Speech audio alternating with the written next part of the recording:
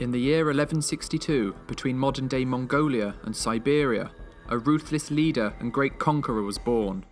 The King of Kings, a brutal barbarian and the founder of the largest connected land empire the world has ever seen. His name? Genghis Khan. Genghis, together with his sons and grandsons, went to war on an immense scale, and in only 25 years, the Mongol army conquered more territory than the Romans had done in 400. By the time of his death in 1227, the Mongol Empire stretched from the Pacific Ocean to the Caspian Sea. Encompassing around 10 million square miles, the empire was vast, measuring the same size as the African continent and larger than the United States, Canada, Mexico, Central America and the Caribbean islands combined, making Genghis Khan one of the most successful military commanders the world has ever known. Born in 1162 to the name Temujin, he was the son of a local chieftain and was said to have been born clutching a blood clot, a sign from heaven that he would become a great warrior. Temujin experienced grief and suffering from an early age, with his father being poisoned by a rival tribe when he was only 9 years old. After his father's death, the tribe abandoned Temujin and his family, as Mongol tribes would only follow a strong and respected leader, forcing them to survive in the harsh conditions of the steppes by themselves.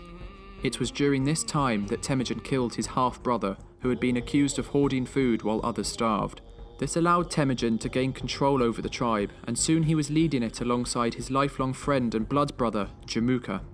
10 years later, Temujin understood that his small tribe in the open grasslands of the steppes was weak and exposed, so he sought to bolster his numbers by marrying into a local tribe. He soon found Borte, his first wife.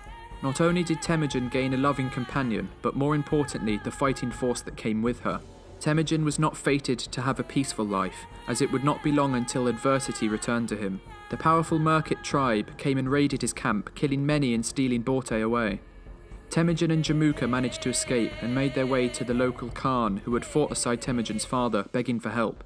The Khan accepted their plea, and soon Temujin was at the head of a massive fighting force.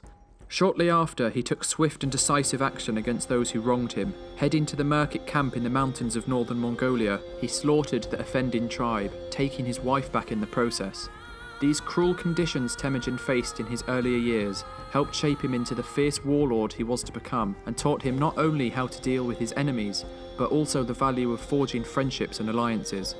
As time progressed, the tribe became divided, as the fundamental differences between the two leaders became apparent. Temujin valued talent wherever it came from, whereas Genghis thought only those who had a noble birth should be respected. This led to a rift in the tribe and an eventual split, with Genghis now leading a clan of his own. It would be 2 years until the pair would meet again, in which Genghis' men slaughtered Temujin's unprepared and outnumbered tribe. The generals Genghis captured also faced a gruesome death, being boiled alive. When Temujin found out what had happened, he was furious, and it said from that day on he would seek revenge and pledge never to be defeated again. In 1204, the two finally fought each other in a pitched battle, which would be crucial for the survival of the Mongol people and would determine Temujin's position as commander. Tribesmen were trained in both archery and horsemanship, and when the battle began, they used this to deadly effect.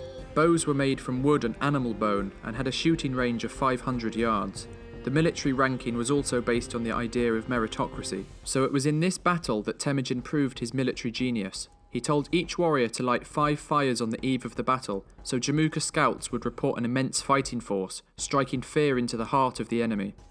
As dawn broke, both armies advanced, and when close enough, Temujin's forces unleashed a barrage of arrows and used cavalry charges to demolish Genghis' army.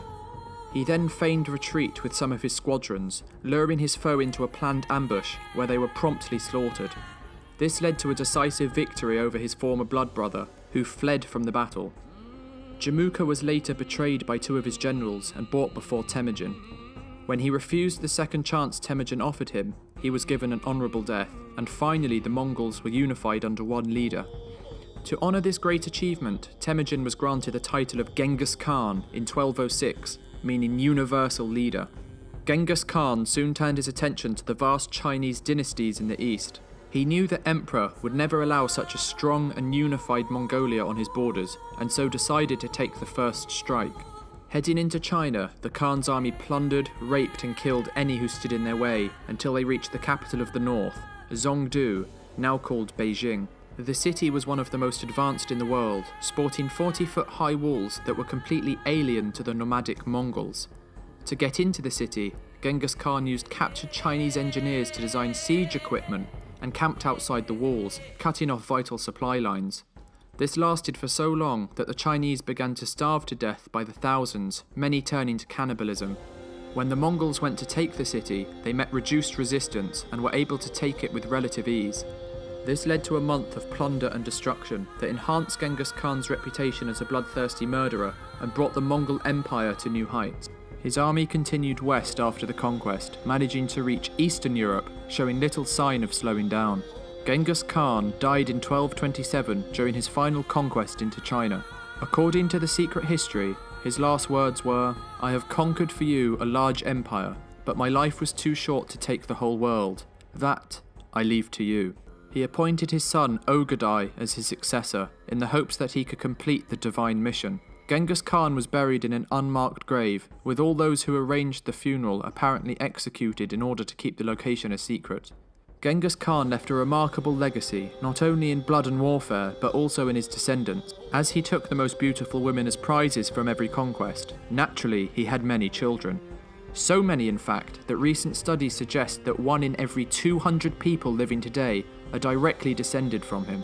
Under Genghis Khan's rule, there also developed a complex and sophisticated society, which paved the way for modern-day civilization. The Mongols disregarded race, ethnicity, and class, creating a society based on meritocracy, where individuals were rewarded on ability and talent above all other things. They also practiced religious tolerance, allowing the Mongol Empire to become one of the most diverse in history. In an attempt to unify the feuding tribes of Mongolia, Genghis Khan gave land to each tribe and established a legal system where he laid out uniform punishments so as to create a combined society that abided by the same laws.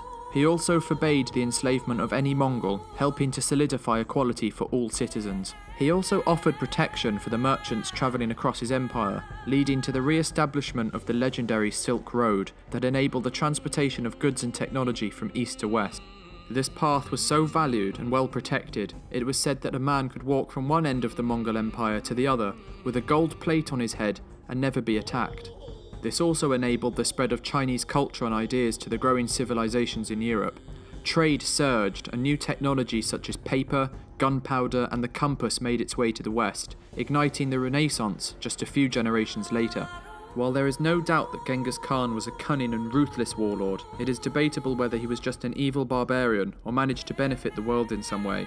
While there is truth to the idea that he was a genocidal maniac, he also created a diverse and equal society under which the trade of both technology and culture flourished. In this way, Genghis Khan started an empire that had a wide and long-lasting impact on civilization in both the East and the West, the repercussions of which can still be felt today.